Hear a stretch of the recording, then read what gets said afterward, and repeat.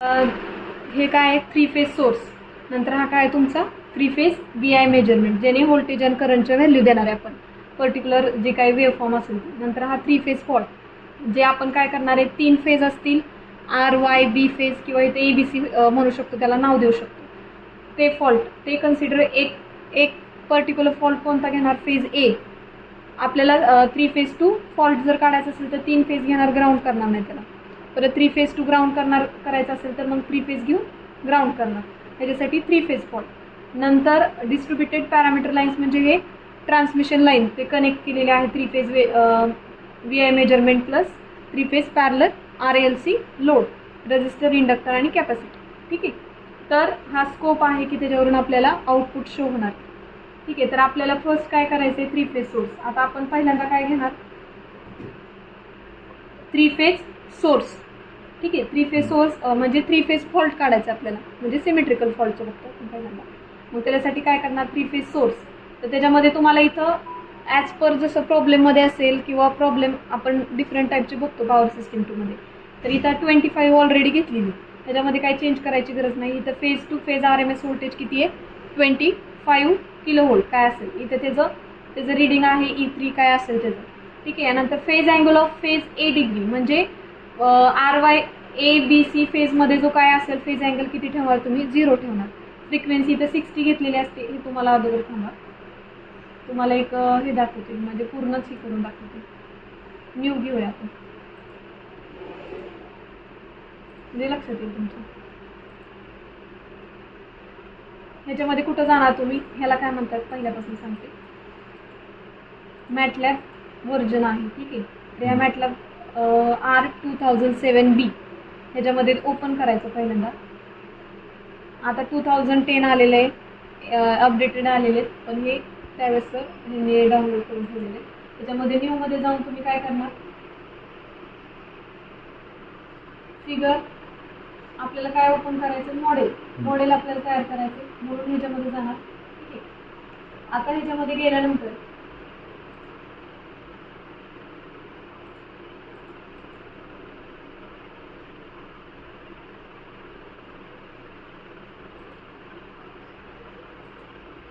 ह्याच्यामध्ये गेल्यानंतर पहिल्यांदा काम काय करणार, आपण सेव्ह करून घेणार. बरोबर. तुमचं काय PS2 सिमेट्रिकल फॉल्ट.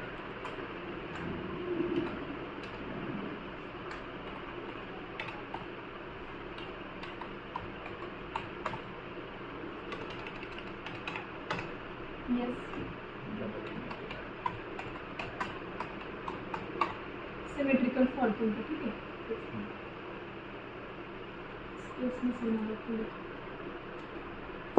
सेव्ह करायचं डेस्कटॉपला काय असेल ते, पहिल्यांदा सिमेट्रिकल फॉल्ट बघतो.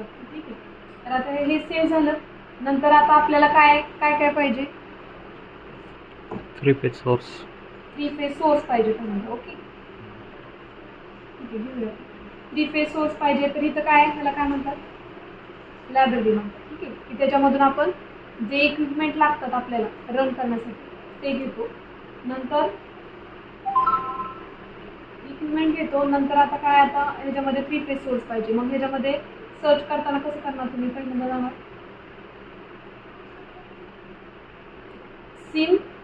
सिम्युलेशन ऑफ पॉवर सिस्टीम, त्याच्यामध्ये गेल्यानंतर आपल्याला सगळे मिळणार. इथं क्लिक करायचं, प्लस इथे. आता ह्याच्यामध्ये इलेक्ट्रिकल सोर्सेस, त्याच्यावरती जायचं आहे, 3 फेज सोर्स, ह्याच्यावरती जस्ट क्लिक करून हा ड्रॅग करायचा इथे. नंतर परत आपल्याला दुसरं काय लागतं, ह्याच्यामध्ये आहे का दुसरं कुठलं, नाही. नंतर ह्याच्यामध्ये चेक करायचं इलेमेंट्स. आता इलेमेंट्स इथं भरपूर आहेत आपल्याला जे लागणार आहेत. डिस्ट्रीब्युटेड पॅरामीटर लाईन्स लागणार आहेत, बरोबर, ते घेणार ड्रॅग करून आपण. नंतर दुसरा कोणता आहे आपला, 3 फेज फॉल्ट एक लागतोय आपल्याला, तो ड्रॅग करून घेणार. नंतर 3 फेज पॅरलर RLC लोड पण लागतो, बरोबर, ते ओपन करून बघा ना आपण, म्हणजे काय लागतं सिमेट्रिकल फॉल्ट अनालिसिस. नंतर सेकंड कोणता आहे आपलं, कनेक्टर तर आहे ऑलरेडी, इलेमेंट्स काही जे इक्विपमेंट लागतात ते. नंतर आता आपल्याला काय पाहिजे, मेजरमेंट, म्हणजे आपल्याला स्कोप पाहिजे. ठीक आहे.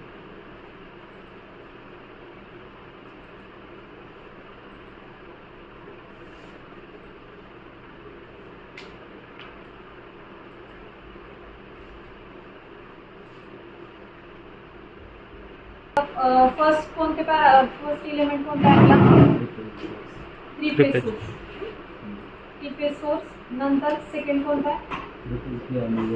Three phase VI measurement. तो एक विचारला. तर इथं आपण टाईप केलं तरी डायरेक्ट येणार three phase VI measurement.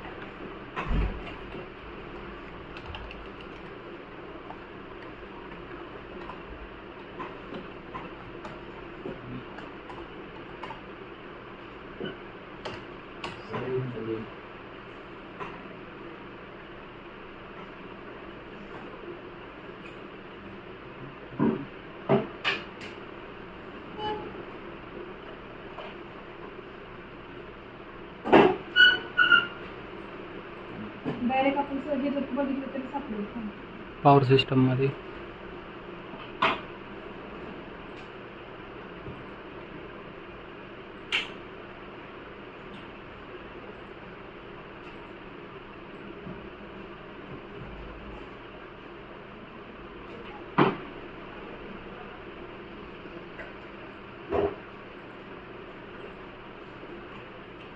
VI measurement तो ड्रॅग करून इकडे घ्यायचा.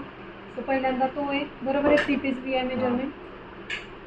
नंतर तुमचा पॉवर काय एक त्याच्यावरती तुमची काय आहे म्हणजे तो सोर्स ऑफ आहे आपला कशासाठी चालू करण्यासाठी सगळंच.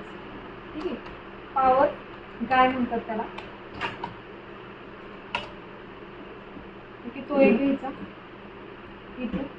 नंतर आता काय आहे तुमचं फर्स्ट काय कनेक्ट करून घ्यायचा. थ्री फेज सोर्स A फेजला कनेक्ट करून घेणार, B फेजला कनेक्ट करून घेणार, C ला. ओके. देन कुठला आहे आपला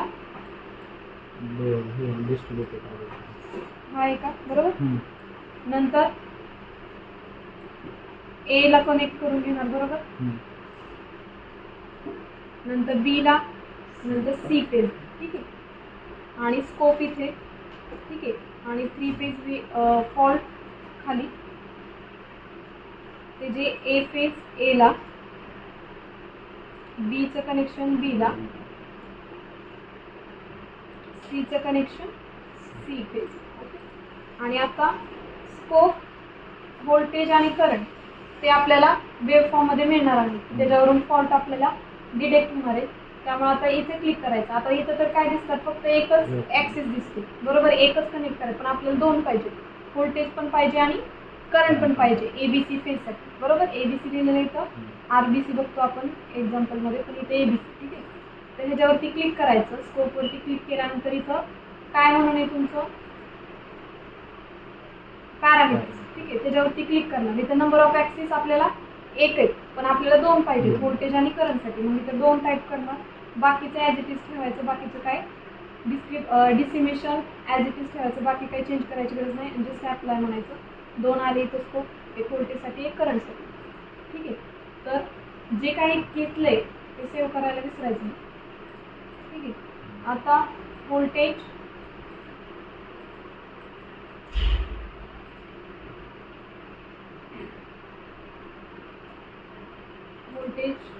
साठी वन ॲक्सिस कनेक्ट करून घ्यायचा आणि करंटसाठी वन ॲक्सिस कनेक्ट करून घ्यायचा. आणि त्याचं three phase parallel RLC load direct A फेजला A, B ला B, C ला C. ओके. सेव्ह करून घ्यायचं.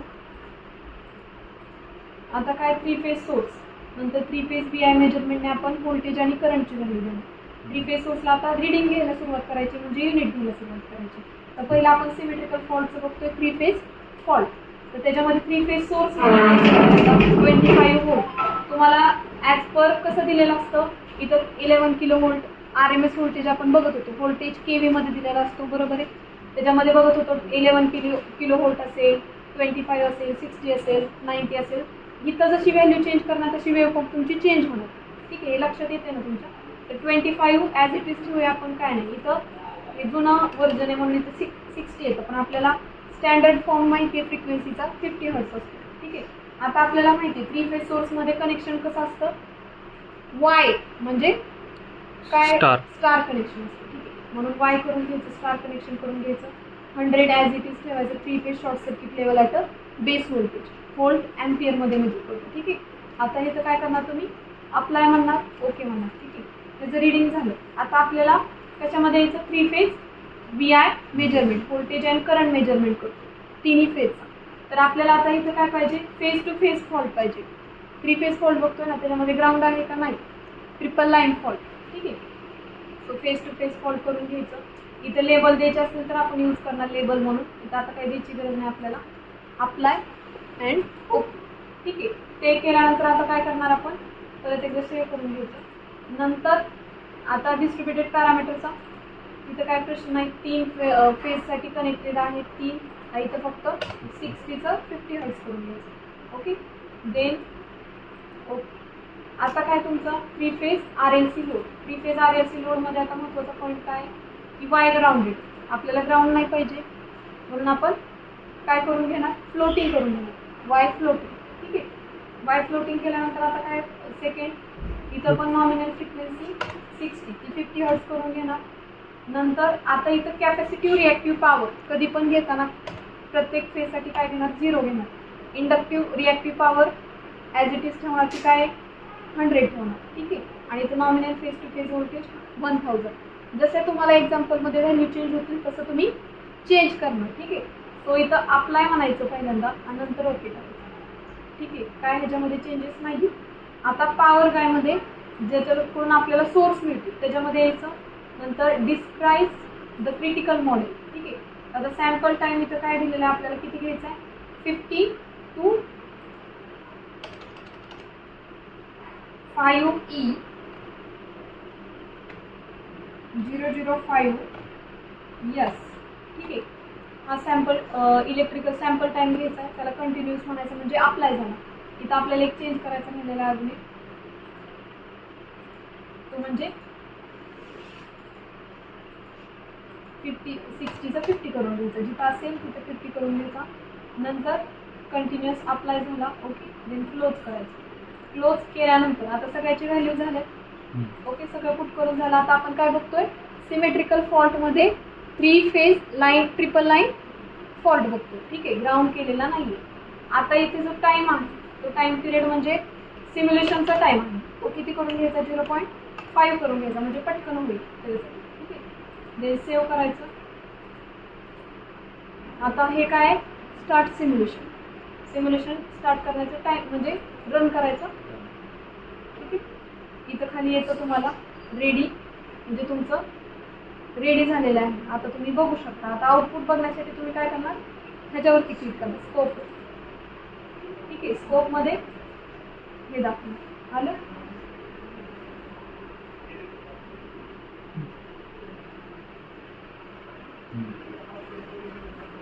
फोटो काढून घ्या.